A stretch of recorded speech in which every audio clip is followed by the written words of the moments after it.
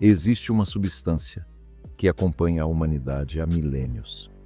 Ela aparece nos encontros mais simples e nas celebrações mais marcantes.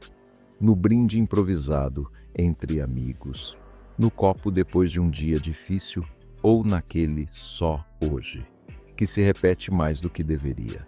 Ela parece fazer parte da vida, mas há um detalhe desconfortável. Essa mesma substância está entre as mais perigosas do planeta. Todos os anos, ela causa milhões de mortes e deixa um rastro ainda maior de doenças, acidentes e histórias interrompidas. Se fosse apresentada ao mundo hoje como uma nova invenção, dificilmente seria aceita.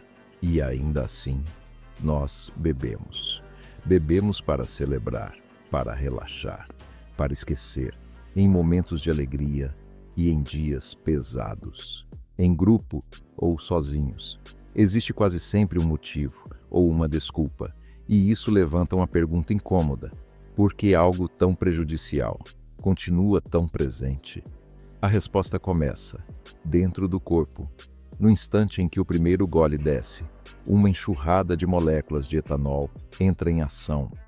Elas atravessam o sistema digestivo, entram na corrente sanguínea e se espalham rapidamente por quase todo o organismo. O fígado entra em cena imediatamente. Ele é o responsável por neutralizar essa substância. Mas existe um limite. Ele trabalha devagar.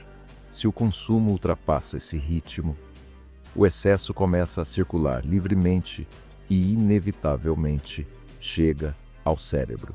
É aí que o comportamento muda. O álcool interfere na comunicação entre os neurônios, como se diminuísse a clareza dos sinais. O cérebro continua funcionando, mas de forma mais lenta, menos precisa, e isso produz efeitos que, à primeira vista, parecem positivos.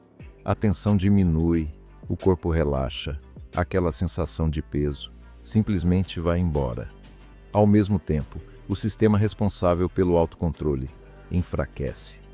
O julgamento fica mais frouxo, os filtros desaparecem e surge uma versão mais impulsiva, mais solta, e então vem a sensação de conexão. O organismo libera substâncias ligadas ao prazer e ao vínculo social. As conversas fluem com mais facilidade, as risadas parecem mais espontâneas e as barreiras emocionais desaparecem. Por alguns momentos, tudo parece mais leve. É por isso que o álcool se encaixa tão bem em contextos sociais. Ele não cria conexões, mas facilita a sensação delas. Funciona como um atalho. Só que esse atalho tem consequências. Com o tempo, o consumo ocasional vira padrão. O que antes era exceção passa a ser rotina, e o impacto, inicialmente invisível, começa a se acumular.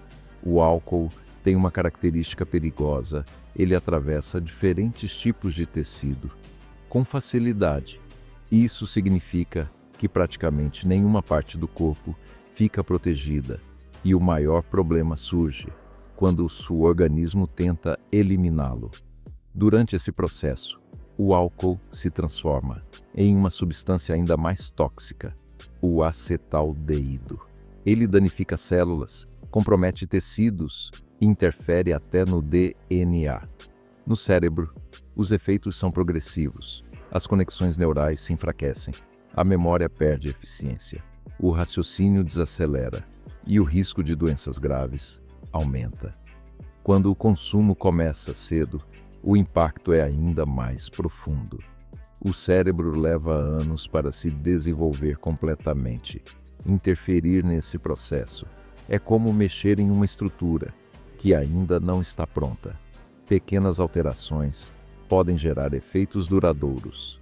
No restante do corpo, o cenário não é diferente. O fígado, sobrecarregado, entra em um processo silencioso de deterioração. Primeiro acumula gordura, depois inflama. Com o tempo cicatriza, até que chega a um ponto irreversível. O sistema cardiovascular também sofre.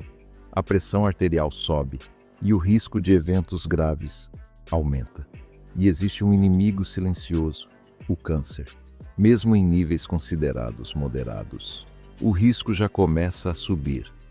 Mas talvez o aspecto mais inquietante não seja o que o álcool faz com quem bebe, e sim o que ele faz com quem não bebe. Ele altera comportamentos, reduz a percepção de risco e amplifica impulsos, e isso se reflete fora do corpo. Acidentes, decisões impulsivas, consequências permanentes. Em muitos casos, as vítimas nem sequer consumiram álcool. Esse é um dos aspectos mais únicos dessa substância. Seus efeitos ultrapassam quem a utiliza. Enquanto isso, a dependência pode se instalar de forma discreta. Nem sempre ela é evidente. Nem sempre tem uma aparência extrema. Muitas vezes, está presente em rotinas aparentemente normais, em hábitos socialmente aceitos, em padrões que passam despercebidos, justamente porque são comuns. A linha entre uso e dependência raramente é clara, e talvez esse seja um dos maiores desafios: reconhecer o problema, em um contexto onde ele é amplamente normalizado. Ao longo da história, o álcool ocupou um papel específico. Ele funcionou como facilitador social, uma solução rápida para a ansiedade, para o desconforto, para o medo do julgamento, uma forma de diminuir a distância entre as pessoas. Mas esse papel começa a ser questionado. Novas gerações têm reduzido o consumo, mais consciência, menos excesso. Mas surge um fenômeno curioso: menos álcool e mais isolamento.